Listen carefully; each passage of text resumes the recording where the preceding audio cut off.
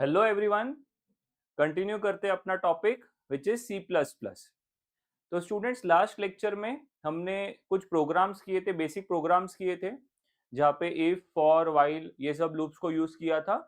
And आज हम एक बहुत ही इंपॉर्टेंट कंसेप्ट सीखने वाले हैं, जो कि स्पेशली ट्वेल्थ में इंट्रोड्यूस होता है आपको, which is object oriented programming. Okay, so let us start with the topic of understanding what are classes and what are objects।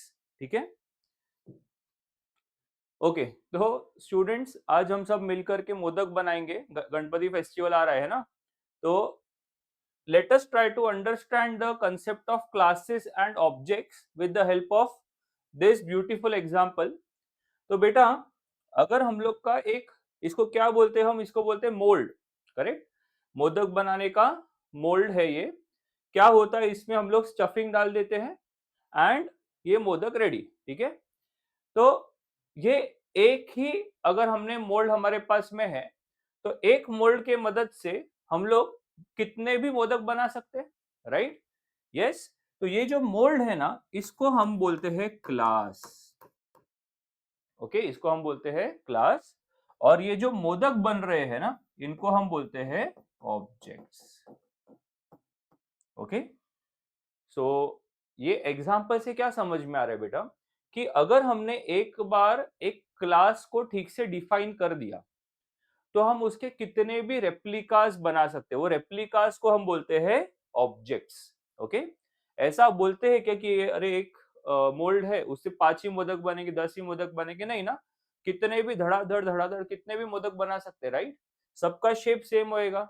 अच्छा, स्टफिंग अलग डाला तो अलग अलग टाइप भी बन सकता है, लेकिन सबका जो बेसिक पैटर्न रहेगा वो सेम रहेगा। यस, बस ये कुछ चीजें याद रखो। एंड मैं एक प्रोग्रामिंग एग्जांपल लूंगा जिससे सब कंसेप्ट एक झटके में क्लियर। ठीक है, तो स्टार्ट करते हैं। प्रोग्राम देखते हैं बेटा। एक क्लासेस, सीधे फर्स्ट प्रोग्राम में तो ज्यादा कंसंट्रेशन लगेगा। ऑब्जेक्ट ओरिएंटेड प्रोग्रामिंग स्टार्ट किया है हमने। सी प्लस प्लस का मेजर फंक्शन है, मेजर फीचर है, which is object oriented programming. ठीक है, सो अगर आप ध्यान से देखोगे यहाँ पे, तो स्टूडेंट्स ये एक डिफाइन किया है मैंने। तो मैं जरा क्या करता हूँ, उसको ऐसा हाईलाइट कर देता हूँ कि this is the class. Okay, and ये अपना पूरा ना वर्ड मेन, अरे इसके बिना तो कुछ होगा नहीं, तो ये तो चाहिए ही हमको। करेक्ट, तो ध्यान से सुनना। Let us see the question. Right a C plus plus program to create a class student. Class का नाम क्या है बेटा? Student. Having variables roll and percent, roll for roll number and percent. आगे use two functions, accept and display. तो दो functions हमको define करना है, एक है एक्सेप्ट, दूसरा है display. To accept and display information of two students, दो स्टूडेंट्स का इंफॉर्मेशन हमको एक्सेप्ट करना है और साथ में डिस्प्ले करना है। ठीक है, तो आपको क्वेश्चन समझ में आ गया कि एक क्लास बनाएंगे, सब कुछ तो दिया है क्वेश्चन में। यस, एक क्लास बनाएंगे जिसका नाम है स्टूडेंट। तो देखो, स्टार्ट किया क्लास स्टूडेंट। ये बेटा मोल्ड बना रहे हैं अपन। समझ में आ रहा है क्या? क्लास बनाने का मतलब वो मोल्ड बना रहे हैं हम लोग। ठीक है, यहां से लेके यहां तक वो मोल्ड है। ओके, अच्छा, अब बेटा इसमें दो पार्ट है, प्राइवेट एंड पब्लिक। ठीक है, कोई भी क्लास के अंदर दो पार्ट होता है, एक प्राइवेट सेक्शन होता है और दूसरा पब्लिक। देखो ये इतना प्राइवेट है, मैं ऐसा लाइन बना देता हूं। ये दो, ये इतना प्राइवेट सेक्शन है और यहां से लेके यहां तक पब्लिक सेक्शन है। ठीक है, ये प्राइवेट क्या होता है, पब्लिक क्या होता है, सब धीरे धीरे समझा दूंगा, डोंट वरी। अब बेटा हमको इधर दो चीज बोला था ना उन्होंने, एक तो रोल बोला था और एक परसेंट बोला था। तो रोल तो इंटीजर होता है, तो उसको इंट रोल करके सेमीकोलन दे दिया। वेरिएबल डिफाइन करना आपको आता है। And float percent, percent float में हो सकता है, उसके लिए हमने फ्लोट परसेंट लिख दिया। तो ये इसको प्राइवेट सेक्शन में रखा है। क्लास के अंदर दो सेक्शन होते हैं, private and public. Public section में ना वो दो जो उन्होंने फंक्शंस बोले हैं, सी, ये जो कोई कुछ भी लिखने के बाद ऐसा अगर कुछ आएगा ना, ओपन क्लोज ब्रैकेट, तो उसको हम क्या बोलते हैं बेटा? फंक्शन। उसको हम बोलते हैं फंक्शन। सी प्लस प्लस में उसको हम फंक्शन बोलते हैं। तो दो फंक्शन बोला है डिफाइन करने के लिए, एक्सेप्ट एंड डिस्प्ले। तो void accept and void display. ठीक है, अब एक्सेप्ट क्या करेंगे बेटा? कॉमन सेंस है, क्या एक्सेप्ट करेंगे? ये रोल और परसेंटेज। तो हमने सी आउट लिखा है और क्या लिखा है, enter role number and percent. ठीक है, तो हम यूजर को बोलेंगे कि रोल नंबर और परसेंट को एक्सेप्ट एंट्री एंटर करो, और सी इन रोल नंबर एंड परसेंट हमने रोल एंड परसेंट में उसको एक्सेप्ट भी कर लिया। तो ये एक्सेप्ट का काम हो चुका है। ठीक है, नेक्स्ट इज डिस्प्ले। ओके, तो डिस्प्ले के लिए हमको क्या डिस्प्ले करना है अभी बेटा, एक प्रॉपर फॉर्मेट में रोल नंबर और परसेंटेज डिस्प्ले करना है, राइट। तो देखो, new line backslash n is for the new line, roll number will get displayed, और इधर रोल का वैल्यू प्रिंट होगा जो यूजर ने दिया है, फिर एंड परसेंट इक्वल टू ये डिस्प्ले होगा, एंड परसेंट भी इधर जो एक्चुअल परसेंट रहेगा जो यूजर ने एंट्री किया रहेगा वो यहाँ डिस्प्ले हो जाएगा। ठीक है, देखो फर्स्ट गो चल रहा है, सेकंड थर्ड गो होगा, because this program is very important. तो मैं इसको अलग अलग तरीके से सिखाऊंगा, just try to understand. First go में 50% ही समझेगा, 50-60%, सेकंड थर्ड गो में फुल क्लैरिटी आ जाएगी। ठीक है, तो डिस्प्ले में हमने जो भी चीज एक्सेप्ट की थी बेटा उसको एक प्रॉपर फॉर्मेट में डिस्प्ले कर दिया। देखो क्लास यहां से शुरू हुआ है, यहाँ पे एंड हुआ है, और इसके बाद एक सेमीकोलन डाला है, ध्यान से देखो। तो class always starts with a curly bracket, ends with a curly bracket, but and में जाके एक सेमीकोलन डालना कंपलसरी है। यस, अगर आपने ये सेमीकोलन नहीं डाला तो ये एग्जीक्यूट नहीं होगा class. I hope this is very clear, this is very important. यहाँ अगर नहीं डाला पक्का मार्क्स कटेगा एंड पक्का प्रोग्राम एग्जीक्यूट नहीं होगा, ये भूल जाते हैं स्टूडेंट्स। ठीक है, यहाँ एक सेमीकोलन डालना है क्लास के एंड में। ठीक है, तो ये हमने क्या किया मालूम है, हमने ये मोल्ड तैयार कर दिया। अब हम लोग मोदक बनाना शुरू करने वाले हैं, ऑब्जेक्ट्स बनाना शुरू करने वाले हैं। तो मेरे को बोलो स्टूडेंट्स, उन्होंने कितने स्टूडेंट्स के लिए बोला ये काम करने का है, 2 स्टूडेंट्स के लिए। अच्छा 3, 4, 5 बोलते तो भी टेंशन नहीं था, क्योंकि मोल्ड तैयार हो चुका है।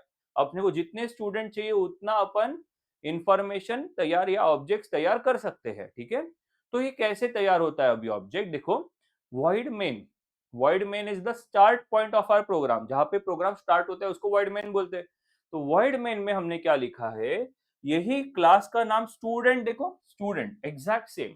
अच्छा ये सब केस सेंसिटिव है, मतलब इधर स्मॉल एस लिखा है इधर कैपिटल एस लिखा है, ऐसा चलने वाला नहीं है। ओके, तो एग्जैक्ट सेम लिखने का स्टूडेंट, और फिर जो भी स्टूडेंट, जितने स्टूडेंट बनाने हैं उसके हिसाब से आप S1, S2, S3, S4 लिख सकते हैं। ठीक है, अच्छा ये हमारे ऊपर डिपेंड करता है, हाँ ऐसे नहीं यूज करना है, स्टूडेंट 1, स्टूडेंट 2 ऐसा पूरा भी लिख सकते हो आप। ठीक है, मैंने सिंप्लिसिटी के लिए S1, S2 लिया है। तो नेक्स्ट स्टेप देखो अभी, S1 डॉट एक्सेप्ट। अब इससे क्या होगा, पहले मैं इसको कवर करता हूं, रुको। ठीक है, तो स्टूडेंट S1, S2, इससे क्या होगा मालूम है स्टूडेंट, यस मेमोरी एलोकेशन होगा, मेमोरी एलोकेशन। तो देखो अभी क्या होने वाला है, जैसे स्टूडेंट S1, S2 किया ना, तो मेमोरी में ना ब्लॉक्स रिजर्व हो जाएंगे स्टूडेंट S1 के लिए एज वेल एज S2 के लिए। तो देखो स्टूडेंट जो हमारा क्लास था उसमें 2 वेरिएबल्स है, रोल एंड परसेंट। तो स्टूडेंट 1 का, सी दिस, ये मैंने मेमोरी एलोकेशन बता रहा हूं आपको। ओके, तो ये जस्ट अ मिनट,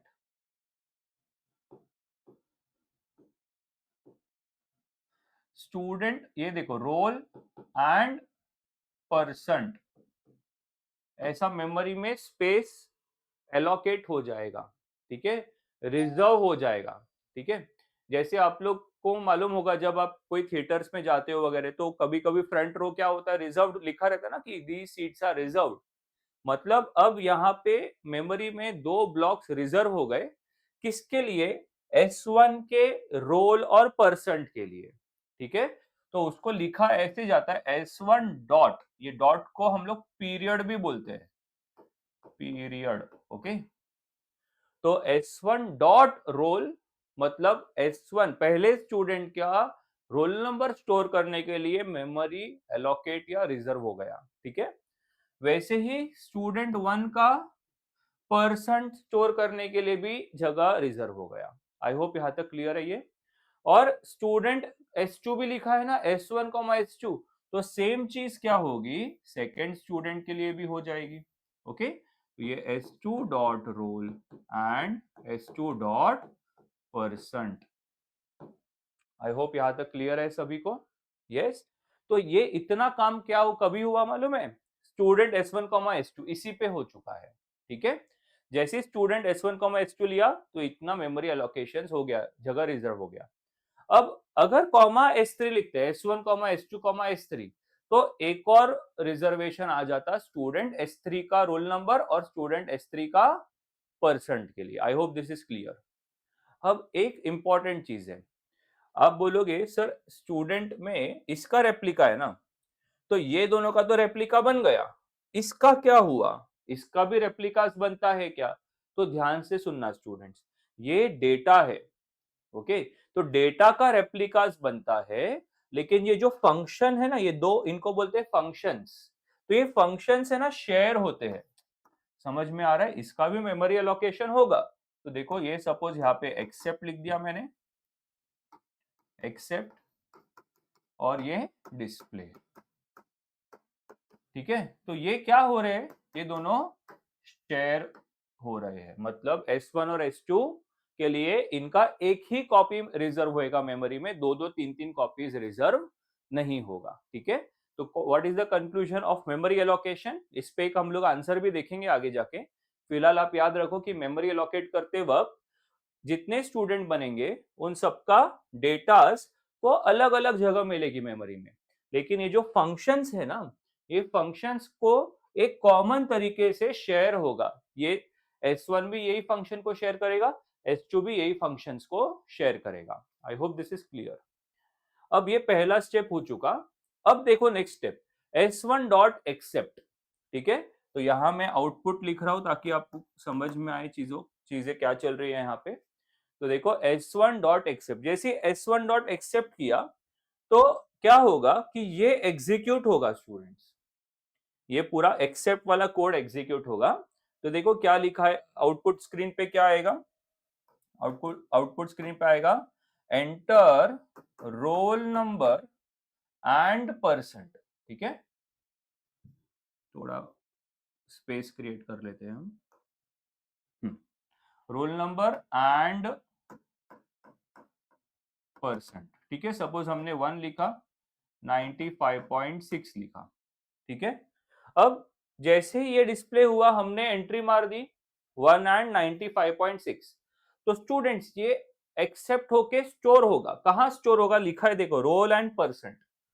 बट मेरे को बोलो रोल और परसेंट किसका, S1 का कि S2 का, वो कैसे समझेगा? इधर लिखा है ना हमने S1 डॉट एक्सेप्ट, तो कॉमन सेंस है किधर जाके स्टोर होएगा वो, फर्स्ट स्टूडेंट के लिए S1 के लिए जाके स्टोर होएगा वो। ठीक है, तो ये 1 और 95.6 यहां आके देखो स्टोर हो गया, 1 एंड 95.6। ओके, आई होप धीरे धीरे क्लैरिटी आ रही है। अब S2 डॉट एक्सेप्ट, जैसे ही हमने S2 डॉट एक्सेप्ट किया तो क्या होगा, वापस से ये रन होगा और ये सेकंड स्टूडेंट के लिए परफॉर्म होगा अभी, तो वापस से ये चीज रन होगी। सीधे S2 डॉट एक्सेप्ट, फिर से enter role number and percentage आएगा, हमने एंट्री किया 2 एंड 95.8 डाल दिया। ठीक है, तो यहाँ पे आ गया सेकेंड स्टूडेंट का इंफॉर्मेशन स्टोर हो गया। I hope this is very clear. Okay, अब next step S1 dot display. अब फर्स्ट ऑब्जेक्ट का इंफॉर्मेशन डिस्प्ले होगा, तो देखो फर्स्ट स्टूडेंट का ये डिस्प्ले एग्जीक्यूट होगा न्यू लाइन पे रोल नंबर, न्यू लाइन पे क्या आएगा, रोल नंबर, ऐसा देखो रोल नंबर। ठीक है, ये डिस्प्ले हुआ और रोल, तो ये किसके लिए काम चल रहा है बेटा, S1 के लिए ये एग्जीक्यूट हो रहा है, ध्यान देना S1 का एग्जीक्यूशन चालू है। तो S1 का रोल नंबर क्या था, वो प्रिंट होगा 1 एंड परसेंट, ये देखो डबल इन्वर्टेड में है ना, तो ये अभी प्रिंट होएगा, तो ऐसा आएगा एंड परसेंट इक्वल टू इतना प्रिंट होएगा। एंड परसेंट किसका, S1 का, तो S1 का परसेंट कितना है 95.6, ये देखो ये हो गया। एंड लास्ट लाइन अभी S2 डॉट डिस्प्ले, तो S2 डॉट डिस्प्ले के लिए फिर से ये ऐसा ही सेम आएगा, रोल नंबर कोलन, है ना, और रोल S2 का रोल क्या है 2 एंड परसेंट 95.8। ओके, ये प्रोग्राम हो गया। I hope this is very clear. तो पहला गो आपको समझ में आया। अब मैं वापस से इसको समझाने की कोशिश करूंगा, ध्यान से सुनना। तो ऑब्जेक्ट ओरिएंटेड प्रोग्रामिंग में दो चीज सबसे इंपॉर्टेंट होती है। एक होता है क्लास, दूसरा होता है ऑब्जेक्ट्स।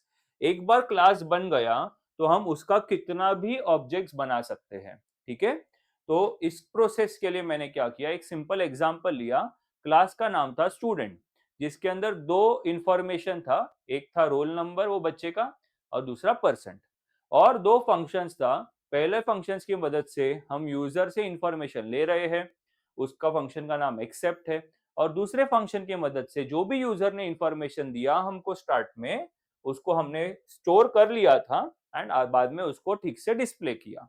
तो उसके लिए वो दूसरे फंक्शन का नाम था display. Class always ends with the semicolon.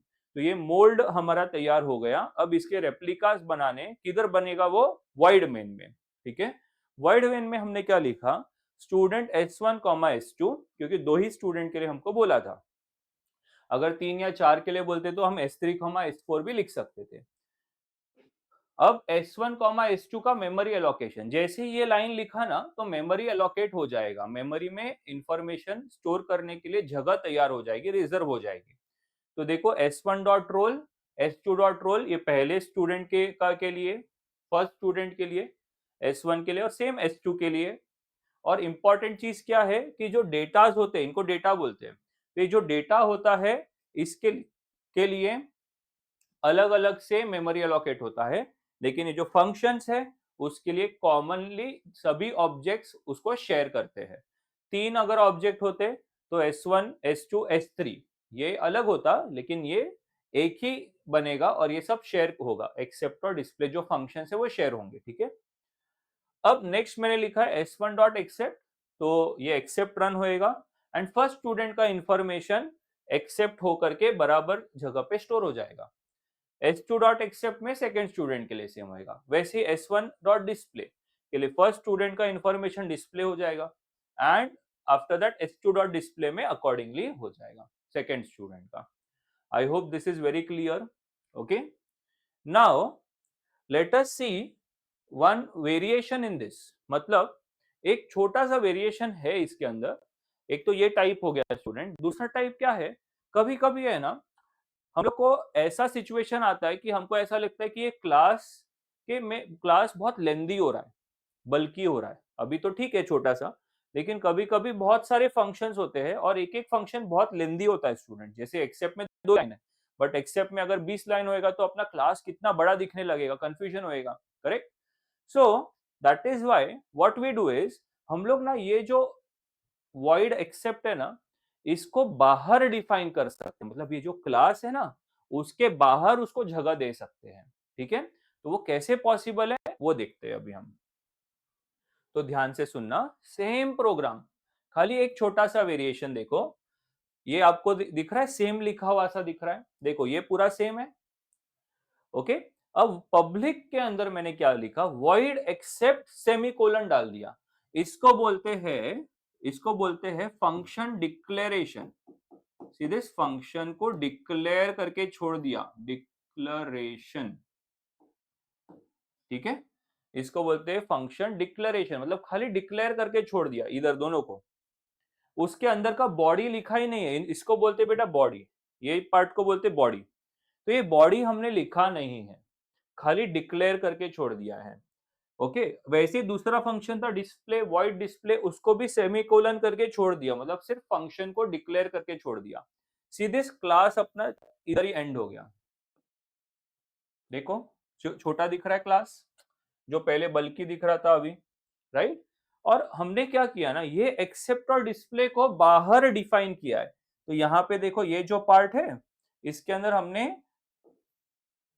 सीधे ये एक्सेप्ट को डिफाइन किया है और ये पार्ट में डिस्प्ले को डिफाइन किया। देखो इसको बोलते हैं फंक्शन डेफिनेशन, मतलब यहां हम उसको एक्चुअली डिफाइन कर रहे हैं।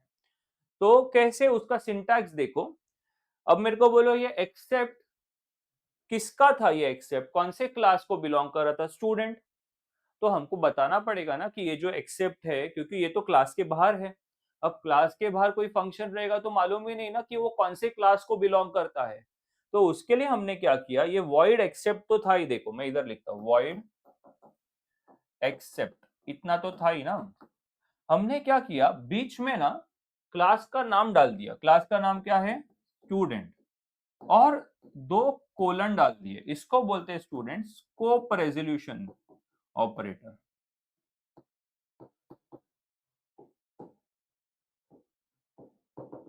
ठीक है, इसको बोलते हैं स्कोप रेजोल्यूशन ऑपरेटर। तो देखो वॉइड स्टूडेंट दो बार कोलन एक्सेप्ट, बाकी पूरा सेम है, अंदर का प्रोग्राम भी सेम है।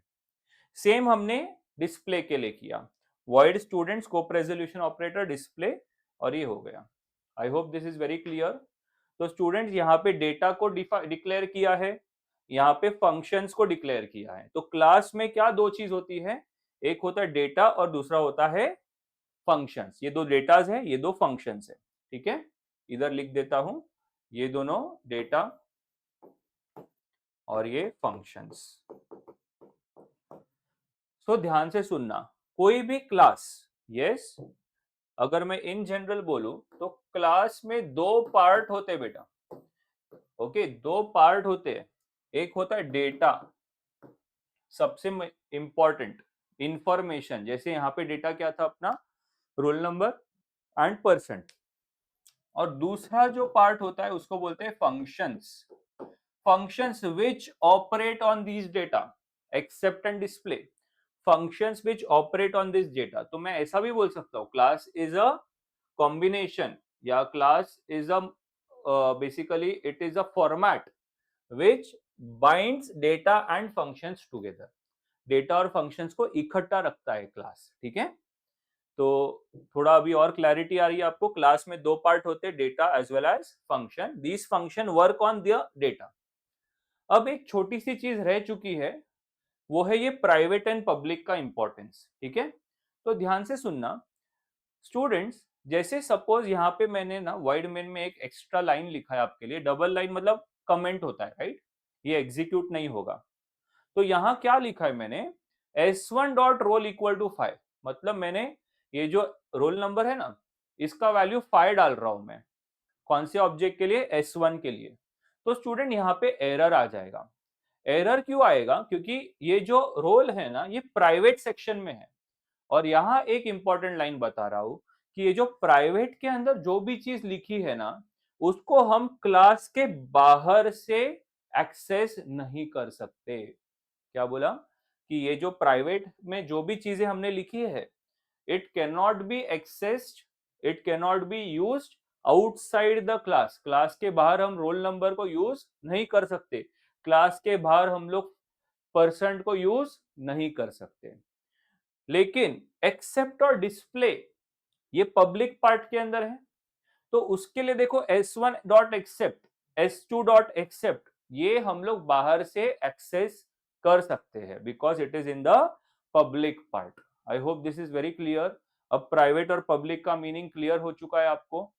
तो आपके माइंड में एक डाउट आएगा, सर तो प्राइवेट कौन यूज कर पाएगा। तो प्राइवेट है ना, कौन यूज कर पाएगा, ये जो फंक्शंस है वही उसको यूज कर पाएंगे। ठीक है, तो जैसे पीछे आके थोड़ा क्लियर समझेगा। जैसे देखो ये एक्सेप्ट ने रोल और परसेंट को यूज किया, क्यों यूज कर पाया, बिकॉज सेम क्लास में है। अब आपको समझ रहा है, ये दोनों फैमिली मेंबर्स है, तो उसके वजह से रोल ये वाले प्राइवेट को एक्सेस कर सकता है। ये जो एक्सेप्ट फंक्शन है ये इधर परसेंट को यूज कर सकता है। वैसे ये डिस्प्ले फंक्शन है, वो रोल और परसेंट को यूज कर सकता है, बिकॉज ये फैमिली है ना बेटा पूरा। तो प्राइवेट क्लास के अंदर यूज हो सकता है, लेकिन क्लास के बाहर यूज नहीं हो सकता। ठीक है, तो क्योंकि क्लास इधर खत्म हो चुका था ना अपना, तो वॉइड मेन क्लास के हमेशा बाहर बनेगा। तो यहाँ पे कोई भी प्राइवेट जो भी डेटा है उसको यूज किया नहीं जा सकता। काफी सारी चीजें मैंने आपको इसके अंदर क्लियर कर दी है। एंड आगे बढ़ते हैं अभी। तो before we start with the theory, अभी देखो मैंने पूरे थियोरी आपके लिए लिख के दिया है, लाइन बाय लाइन हम लोग इसको गो थ्रू करेंगे। उससे पहले दो तीन चीजें और हमको देखनी है। तो देखो ध्यान से सुनना स्टूडेंट्स आपने ये लाइन तो देखा है, देखो int x comma y, yes. What is your integer? Integer को हम बोलते हैं data base, data type, sorry, integer को हम बोलते हैं डेटा टाइप। और ये जो एक्स वाई है इनको हम बोलते हैं वेरिएबल्स, यस। कितने भी डिफाइन कर सकते हैं, int a b comma b comma c comma d, yes. और जरा ये वाले लाइन पे ध्यान दो, student S1 comma S2, yes. इसके नीचे ही लिखता हूं मैं, स्टूडेंट S1 कॉमा S2।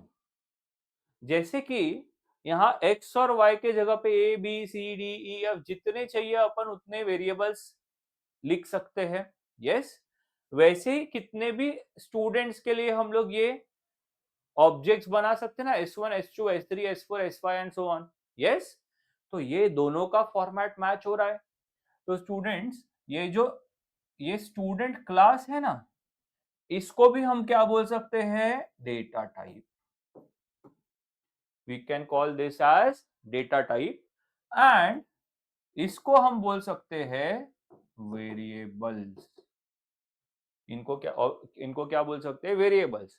लेकिन स्टूडेंट S1 कॉमा S2 ये किसने बनाया? हमने बनाया ना, प्रोग्रामर ने बनाया, राइट, या यूजर ने बनाया, right, we are the users. तो इसके लिए इसको जरा थोड़ा सा मॉडिफाई करते हैं, इसको बोलते हैं यूजर डिफाइंड। किसने डिफाइन किया इसको? यूजर ने। उसके लिए इसको बोलते हैं यूजर डिफाइंड डेटा टाइप, और इसको क्या बोलते हैं, user defined variables. User defined variables, ये जरा दिमाग में बिठा लो, ओके। और ये था क्या एक्चुअली, ये था क्लास, और ये क्या था, objects.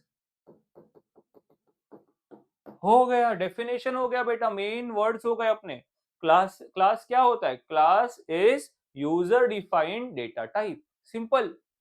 Objects are user defined variables. ये दो टेक्निकल वर्ड आपको याद रखना है। कैसे याद रखोगे? ये एग्जांपल्स के मदद से, ठीक है। And now we are ready for the theory part, okay. तो I hope the conceptual clarity is done, and just concentrate, theory paper में आपको लिखना होगा। तो क्वेश्चन क्या है, what is a class? Explain general form of class declaration. Class क्या होता है और क्लास को कैसे लिखा जाता है? अरे अपन ने तो इतना बड़ा प्रोग्राम किया, अपने लिए एकदम इजी है अभी। देखो, class is a user defined data type, ये जो मैंने आपको बताया, पहला लाइन वही लिख के आने का, ठीक है। उसके बाद class is a way to bind, it is used to bind what, data and its associated functions together. मैंने अभी जस्ट बताया कि वो किसको जोड़ के रखता है, डेटा को और फंक्शंस को जोड़ के रखता है, क्लास, करेक्ट। एन ऑब्जेक्ट, अब ऑब्जेक्ट क्या होता है? Object is nothing but a variable, user defined variable whose data type is class. See this, object क्या होता है? It is a variable whose data type is class, ठीक है। Object भी लिख दिया, ऑब्जेक्ट के बारे में भी। आगे, once a class has been defined, एक बार एक क्लास अगर हमने बना दिया, user can define any number of objects belonging to that class. एक बार स्टूडेंट बना दिया हमने क्लास, फिर S1 S2 S3 कितने भी स्टूडेंट के लिए हम उसको रेप्लिकेट कर सकते हैं। A class is a collection of objects of similar data type या similar type. तो class is, what is class in short? It is collection of many objects, ठीक है। Next, generally a class specification has two parts. कोई भी class के अंदर दो part होता है, एक होता है class declaration, दूसरा होता है class function definition, ठीक है। तो जरा उसको यहां समझ लेते हैं। स्टूडेंट्स, यहाँ पे हमने डिक्लेयर करके छोड़ दिया सीधे, और यहां हमने डिफाइन किया है। देखो, ये डिक्लेयर किया, यहां डिफाइन किया है। तो कोई भी क्लास में दो पार्ट होता है, एक होता है डिक्लेयर करना और एक होता है उसका मीनिंग सेट करना, मतलब डिफाइन करना, ठीक है। सो उसका फॉर्मेट देखते हैं। देखो, यहाँ पे हमने इनको डिक्लेयर किया है, प्राइवेट, पब्लिक। यहाँ पे प्राइवेट के वेरिएबल भी हो सकते हैं, फंक्शंस भी हो सकते हैं। देखो, हमने फिलहाल प्राइवेट में फंक्शन नहीं डाला था, लेकिन डाल सकते हैं अगर हमको ऐसा है कि कोई फंक्शंस को बाहर यूज नहीं करना चाहिए, क्लास के बाहर यूज नहीं करना चाहिए, तो हम लोग प्राइवेट सेक्शन में वेरिएबल और फंक्शन दोनों डिफाइन कर सकते हैं, पब्लिक में भी वेरिएबल और फंक्शन दोनों डिफाइन कर सकते हैं। ये सेमीकोलन याद रखना, अगेन मैं मार्क कर रहा हूं, ठीक है। तो देखो, the body of the class contains declaration of class members which are variables and function, variables and function. They are generally grouped under two sections, which is private and public. Okay, these are called as visibility labels. इनको क्या बोलते हैं? Visibility labels बोलते हैं। आगे, the members declared as private, जैसे मैंने आपको बोला था, जो भी चीज प्राइवेट होती है वो क्लास के अंदर ही यूज हो सकती है, क्लास के बाहर उसको यूज हम नहीं कर सकते। तो वही लिखा है, देखो, can be accessed only from within the class, it hides data from external use, it is a key feature of OOP. OOP का मतलब होता है ऑब्जेक्ट ओरिएंटेड प्रोग्रामिंग। ये जो कंसेप्ट हमने स्टार्ट किया, इसका ओवरऑल मीनिंग क्या है, इसको इन जनरल क्या बोलते हैं हम? ऑब्जेक्ट ओरिएंटेड प्रोग्रामिंग, ठीक है। तो ओओपी कंसेप्ट का मेन फीचर ही ये है, डेटा हाइडिंग। हमने क्या किया, कुछ चीजों को छुपा के रखा है प्राइवेट और पब्लिक के थ्रू। जो चीज छुपा के रखनी है उसको प्राइवेट में डाल दिया, जो चीज पब्लिकली डिस्प्ले कर सकते हैं उसको पब्लिक में डाल दिया, ठीक है। आगे, the public members can be accessed from outside the class also if both the visibility labels are missing। अब देखो, अगर कहीं पर भी हमने लेबल लिखा ही नहीं, अब अगर बोलोगे सर अगर हम लोग लेबल लिखना भूल गए तो क्या होएगा, तो बाय डिफॉल्ट वो प्राइवेट बन जाएगा बेटा। प्राइवेट इसलिए बनेगा ताकि डेटा हाइड रहेगा, क्योंकि हम भूल चुके हैं। तो हम प्राइवेट या पब्लिक लिखना भूल चुके हैं, तो वो by default C plus plus क्या करेगा, उसको हाइड करके रखेगा ताकि बाहर के लोगों को नहीं मालूम पड़े। तो उसको बाय डिफॉल्ट प्राइवेट, ये पूछ सकते कोई भी आपको कि अगर हमने लेबल लिखना भूल गए ये प्राइवेट पब्लिक, तो वो क्या होगा, तो by default it will become private. Okay, और अगर हमने पूरे के पूरे क्लास को प्राइवेट ही रख दिया तो उसका कोई यूज ही नहीं ना बेटा, क्योंकि बाहर से हम उसको बुला नहीं सकते ना। यस, अगर सपोज हमने प्रोग्राम में पूरे को प्राइवेट रख दिया तो वॉइड मेन से हम किसी को कॉल ही नहीं कर पाएंगे, यहाँ पे हम यूज ही नहीं कर पाएंगे उसको वॉइड मेन से। तो ऐसे क्लास का कोई मीनिंग नहीं है, वो क्लास हम लोग यूज नहीं कर पाएंगे, ठीक है। तो वही चीज लिखा है, if both the visibility labels are missing then by default the members of the class are private. Such a class is completely hidden from the outside world and does not serve any purpose. I hope this is clear. तो ये अच्छा खासा एक question हो गया कि classes क्या होता है, उसका जनरल फॉर्मेट क्या होता है। कहीं पर भी आपको ऐसा लग रहा है कि क्वेश्चन 4 मार्क का है और थियोरी थोड़ा कम याद है, तो बेटा वो जो प्रोग्राम था ना वो चिपका के आने का, ठीक है। जो क्लास स्टूडेंट अभी जो लिखा था ना हमने, वो पूरा प्रोग्राम तो इतने अच्छे से याद करो कि उसको आपको कहीं पे भी आप ऑब्जेक्ट ओरिएंटेड प्रोग्रामिंग में उसको चिपका के आ जाना। आंसर जितना आता है वो लिखना मैक्सिमम, और एक प्रोग्राम एग्जाम्पल के तौर पे लिख के आने का विद द आउटपुट ऑल्सो, ठीक है। So next concept, what is an object. तो देखो, क्लास हो गया, अब ऑब्जेक्ट का डिस्कशन कर लेते हैं। तो objects are user defined variables, अभी थोड़ी देर पहले किया था हमने। आगे, objects are basic run time entities in object oriented programming, ठीक है। अब ये क्या लिखा है, इसका मीनिंग, सबसे पहले ऑब्जेक्ट ओरिएंटेड सिस्टम तो ओओपी, ऑब्जेक्ट ओरिएंटेड प्रोग्रामिंग, ये आपको मालूम है। रन टाइम एंटिटीज का मीनिंग क्या, तो ध्यान से देखना स्टूडेंट्स, ये जो मेमोरी एलोकेशन है ना, ये देखो यहाँ पे, तो दो टाइप के सिस्टम्स होते हैं। एक होता है कंपाइल टाइम एंड दूसरा होता है रन टाइम। दो चीज में टेक्निकल वर्ड्स है बेटा, ये मैं समझाने की पूरी कोशिश करता हूं आपको कि दो चीज क्या होती है, एक होता है कंपाइल टाइम और दूसरा होता है रन टाइम, ठीक है। तो आप सबने 11th स्टैंडर्ड में टर्बोसी थोड़ा यूज किया रहेगा, तो उसमें दो चीज करते, पहले हम कंपाइल करते हैं। कंपाइल जब करेंगे ना तो पूरा का पूरा प्रोग्राम एग्जीक्यूट होता है, एग्जीक्यूट नहीं होता है सॉरी, चेक होता है कि कोई मिस्टेक तो नहीं है, राइट। तो पूरा का पूरा प्रोग्राम मिस्टेक्स के लिए चेक होगा, ओके, एंड हमको कुछ पॉसिबल मिस्टेक्स है तो दिख जाएगी, नहीं तो हम लोग रेडी है एग्जीक्यूट करने के लिए। और फिर बाद में हम उसको रन करते हैं, स्टूडेंट्स एग्जीक्यूट करते हैं। एग्जीक्यूट जब करेंगे ना इसको, तो क्या होगा कि एग्जीक्यूशन के टाइम पर ये S1 और S2 का मेमोरी एलोकेशन होगा। मतलब ये जो ऑब्जेक्ट्स बनते हैं ना, ये कब बनते हैं? रन करने के टाइम पर बनते हैं, कंपाइल के टाइम पे बनते नहीं हैं। तो जो चीज पहले ही बन जाती है उसको बोलते हैं कंपाइल टाइम, और जो रन करते वक्त बनती है या रन करने के बाद बनती है, मेमोरी एलोकेशंस जो ऑब्जेक्ट्स को होते हैं वो सब रन टाइम पे होते हैं स्टूडेंट। उसके लिए उसको बोलते हैं हम रन टाइम एंटिटीज। कुछ चीजें पहले से बन जाती है, कंपाइल टाइम पे बन जाती है, कुछ चीजें रन टाइम पे बनती है, तो उसके लिए ऑब्जेक्ट्स को हम बोलते हैं रन टाइम एंटिटीज। ठीक है, अब ये वर्ड क्लियर हो गया? So objects are basic runtime entities in object-oriented system. For example, objects may represent a person. जैसे अभी student S1, S2, S3 अलग अलग person था ना, student S1 अलग, student S2, ये तीनों अलग persons है। तो object can represent a person, या object can represent a place, या it can represent a bank account or any item that a program must handle. जैसे कि सपोज दैट अगर हम लोगों को एक एग्जांपल लेना है, फॉर एग्जांपल प्लेस, ठीक है, तो हम लोग ने क्या किया, एक क्लास बना दिया और उसका नाम लिख दिया प्लेस, कुछ तो इंफॉर्मेशन अंदर डाल दिया सेमीकोलन से एंड करने का। और प्लेस में हम लोग क्या कर सकते हैं, हम अलग अलग प्लेसेस डिफाइन कर सकते हैं। यस, जैसे प्लेस को हमने थाने डाल दिया, मुलुंड डाल दिया। यस, तो ये प्लेस अलग अलग हो गए।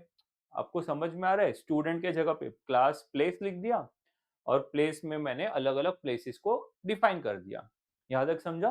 तो इस तरीके से वी कैन, ये प्रैक्टिकली यूजफुल है ना बेटा? तो ये सब information actually they are practically useful, ये सब रियल वर्ल्ड के साथ रिलेट हो जाता है सीधा। ठीक है, तो प्रोग्राम, वही वर्ड नेक्स्ट आ गया देखो, program object should be chosen such that they match closely with the real world objects. तो वो सब रियल वर्ल्ड के जैसा वो होना चाहिए। ठीक है, the objects can be declared, it declaration कितना सिंपल है, क्लास का पहले नाम लिखने का, यस, उसके बाद में स्टूडेंट S1 कॉमा S2 लिख देने का। ठीक है, तो ये यहाँ पे नहीं आएगा एग्जाम्पल, ठीक, क्लास का सिर्फ नेम और फिर S1 कॉमा S2 जितने भी ऑब्जेक्ट्स लिखने हैं। The declaration of an object is similar to that of the variable of any basic type, data type. Yes, जैसे इंट x1 कॉमा x2 जैसा ही होता है ये। The necessary memory space is allocated to an object at this stage. तो जब हम लोग स्टूडेंट S1 कॉमा S2 करते हैं तो मेमोरी एलोकेशन हो जाता है। मेमोरी एलोकेशन कैसे होता है वो मैंने ऑलरेडी बता दिया। Okay, next, how to access the objects. ठीक है, तो ऑब्जेक्ट्स कैसे एक्सेस करते हैं बेटा, ऐसे ना, S1 dot accept, S1 dot get data, ये फंक्शन का नाम है। S1 डॉट डिस्प्ले, तो डॉट ऑपरेटर या फिर पीरियड बोलते हैं उसको हम, तो वो यूज करते हैं हम इसमें। देखो, the private data of a class can be access only through the member function of that class. ये तो हमको मालूम है कि प्राइवेट डेटा आउटसाइड से एक्सेस नहीं हो सकता। To use a member function, the dot operator period connects the object name and the member function। तो देखो ये ऑब्जेक्ट का नाम है S1, इधर लिख देता हूँ S1 dot accept, simple example भी चलेगा, ये मत लिखो चाहिए तो ये लिख दो जो आपको समझ में आ गया है। देखो, पहले ऑब्जेक्ट का नाम आएगा, फिर डॉट आएगा, फिर फंक्शन का नाम आएगा, खत्म। अगर कुछ पैरामीटर पास करने तो पास करेंगे, नहीं करने तो नहीं करेंगे। तो देखो वही लिखा है, object name dot function name actual arguments, मतलब जो भी चीज इसमें पास करनी है 10 20 वो आगे देखेंगे हम प्रोग्राम्स में, तो एक्चुअली हम इंफॉर्मेशन पास भी कर सकते हैं। ठीक है, तो इस तरीके से हम ऑब्जेक्ट्स को एक्सेस कर सकते हैं, कोई भी फंक्शंस को हम लोग एक्सेस कर सकते हैं। ठीक है, ओके, सो नेक्स्ट कंसेप्ट आज के लिए ध्यान से देखना। I think okay, so almost हो चुका है, ध्यान से देखना। अभी ये क्वेश्चन है ना, बहुत बार एग्जाम में आता है, ये पूरा थियोरी है अभी। यहाँ थोड़ा सा आप लोग को इतना डिटेल में शायद नहीं समझे, बिकॉज ये इसका डिटेलिंग आगे वाले लेक्चर्स में होने वाला है। तो explain the following concepts of object oriented programming. ठीक है, तो what are objects and what are classes, ये ऑलरेडी हो चुका है, सेम मैंने डेफिनेशन रखे, जो उधर था पहले जो किया था उसको कॉपी पेस्ट किया हुआ है, ठीक है। तो ये आपका हो गया डायरेक्टली। अब इधर आते हैं, what is inheritance and polymorphism, ठीक है। तो स्टूडेंट्स, व्हाट इज इनहेरिटेंस, ध्यान से सुनना। अब ये इनहेरिटेंस एक अलग ही कंसेप्ट है जो मेरे आगे वाले लेक्चर्स में होगा, बट क्योंकि ये आपके अभी एग्जाम्स में होगा, मतलब खाली डेफिनेशन, खाली इतना ही लिख के आना है एग्जाम में फिलहाल, ठीक है। सो उसके लिए मैं जरा बता रहा हूँ, आगे डिटेल में भी देखेंगे आने वाले लेक्चर्स में। तो स्टूडेंट, इनहेरिटेंस का इन जनरल मतलब क्या होता है? यस, जैसे कि सपोज कि ग्रैंडफादर या ग्रैंड पेरेंट लिख देता हूं, ग्रैंड पेरेंट के पास में अगर सपोज कोई प्रॉपर्टी या सब कुछ है, एसेट्स है, तो वो बाय डिफॉल्ट किसको मिल जाता है स्टूडेंट्स? आपके पेरेंट को मिल जाएगा। यस, और उसके बाद, यस, उसके बाद पेरेंट के बाद चाइल्ड को मिलेगा शायद, अगर आपने ढंग से काम किया तो। यस, डिपेंड करता है कि पेरेंट्स आपको कुछ देंगे कि नहीं देंगे, ठीक है।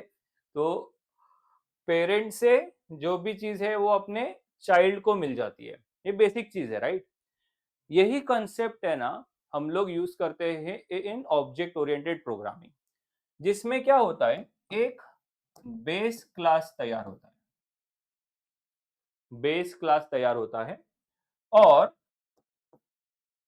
उसके बाद एक उसी से एक और क्लास हम लोग डिराइव करते हैं, तो उसके लिए उसको बोलते हैं डिराइव्ड क्लास, डिराइव्ड क्लास, ठीक है। एग्जाम्पल से समझ में आएगा, ठीक है। तो suppose I am writing an example of employ,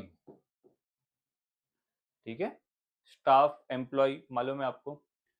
तो एक स्कूल का सिस्टम लेते हैं, स्कूल। तो स्टूडेंट्स, स्कूल के अंदर काम करने वाले बहुत सारे लोग होते हैं। यस, सो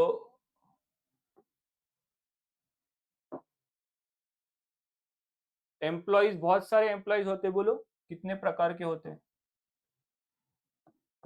टीचर्स होंगे,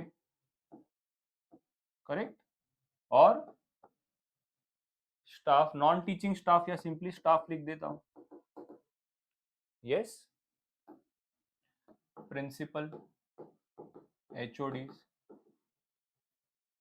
ओके। तो स्टूडेंट्स, हम लोग क्या करेंगे, देखो, एम्प्लॉय, हर एक का एक एम्प्लॉय आईडी रहेगा, हर एक का नेम रहेगा, हर एक का सैलरी रहेगा। समझ में आ रहा है? मेरे को बोलो, टीचर्स का भी एम्प्लॉय आईडी रहेगा, नेम, हर एक टीचर को नाम दिया रहेगा, हर एक का सैलरी, बिना सैलरी के कोई काम करने वाला है क्या? नहीं करने वाला, राइट। तो ये जो चीज सब में कॉमन है वो इधर डाल देंगे। अब इसका फायदा क्या होगा, ये जो भी चीज यहाँ लिखी है ना, ये बाय डिफॉल्ट इसको इसको और इसको भी मिलेगी। तो इसका एक क्लास बनेगा, क्लास एम्प्लॉय, और क्लास एम्प्लॉय में तीन चीज होगी, जैसे क्लास स्टूडेंट है ना, वैसे क्लास एम्प्लॉय, उसमें ये तीन चीज होगी। और जब हम इसको इससे कनेक्ट कर रहे हैं या इनहेरिटेंस का कंसेप्ट यूज कर रहे हैं, तो ये तीन वेरिएबल टीचर्स में लिखने की जरूरत नहीं है। टीचर में हम क्या कर सकते हैं, हम एक्स्ट्रा एक सब्जेक्ट डाल सकते हैं। यस एवरीवन, स्टाफ का क्या कर सकते हैं, शिफ्ट लिख सकते हैं, morning shift, afternoon shift. Yes, principal के लिए क्या लिख सकते हैं हम, अलाउंस लिख सकते हैं, एक्स्ट्रा उसको क्या अलाउंस मिल रहा है, ठीक है। तो ऐसे कुछ एक्स्ट्रा वेरिएबल्स हम टीचर, स्टाफ और प्रिंसिपल को दे सकते हैं। इसको, ये कंसेप्ट को क्या बोलते हैं बेटा, कोड रीयूजिबिलिटी। क्या बोलते हैं इसको, कोड रीयूजिबिलिटी। एक कोड या एक वेरिएबल ऑलरेडी इसमें जो लिख चुके हैं, वो आगे रीयूज हो रहा है हमारा, तो हमारा आगे जाके काम कम हो रहा है, ठीक है। सो ये पूरे कंसेप्ट को हम बोलते हैं इनहेरिटेंस। इसको हम आगे जाकर के वापस से देखेंगे, अलग अलग टाइप के इनहेरिटेंस देखेंगे, ठीक है। तो जरा आ जाते कंसेप्ट पे अभी, okay. The mechanism of deriving a new class from an existing one is called as inheritance। deriving a new class from the existing one is called as inheritance. The existing one is called as base class, the new one is called as derived class. Just check. Inheritance is the process by which objects of one class can acquire the properties of object of another class.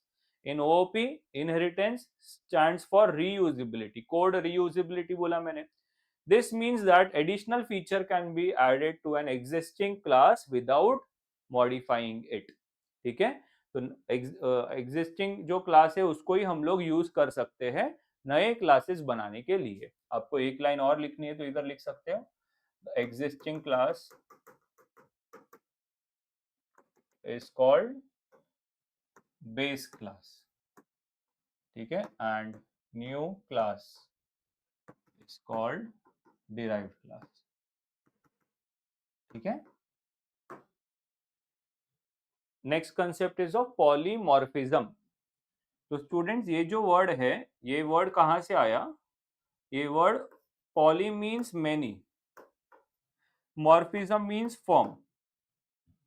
Morphism means form. Polymorphism का मतलब होता है एक नाम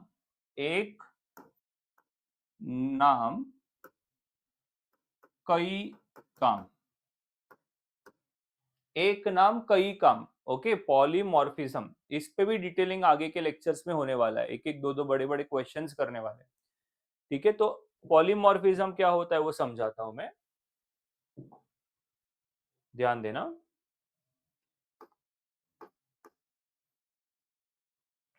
तो students आपने 11th standard में ना एक फंक्शन ओवरलोडिंग करके कंसेप्ट पढ़ा है,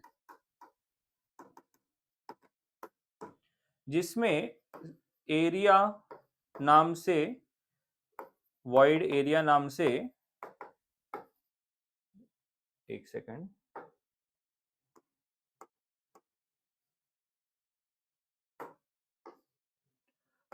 इंट एरिया, फ्लोट एरिया. जरा थोड़ा याद करो.